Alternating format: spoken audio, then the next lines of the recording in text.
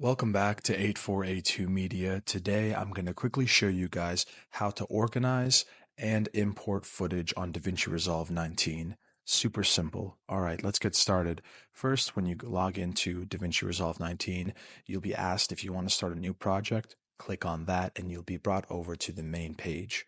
Right at the bottom left, here is media, and that's where we want to be. So we have our media pool right here and our project manager at the top left.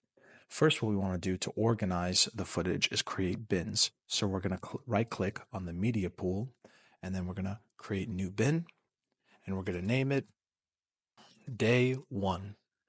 And now we're going to click on that folder, and we're going to create 2 new bins, one bin for audio and one bin for footage. So let's get started by clicking on new bin. This is going to be the footage folder, and right click again, new bin, and this is going to be the audio folder. So now that we've organized and created our bins, what we do is we go to the project manager.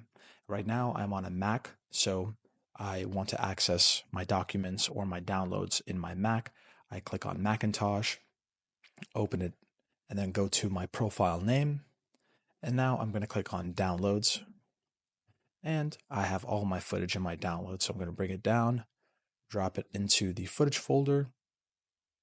Same thing with this one, and same thing with this one. Now I'm going to go to my audio folder and drop down my audio into the audio folder. So now that I have my footage organized and imported, I can go to the edit section right over here, and I can go to the main folder right over here. I have my audio folder and my footage folder. So I can access my footage folder, copy all of this, and bring it down to the timeline. And same thing with the audio. I can just bring my audio down over here, and it's ready for editing. So thank you guys for watching. That's how you import and organize footage in DaVinci Resolve 19. Have a great day.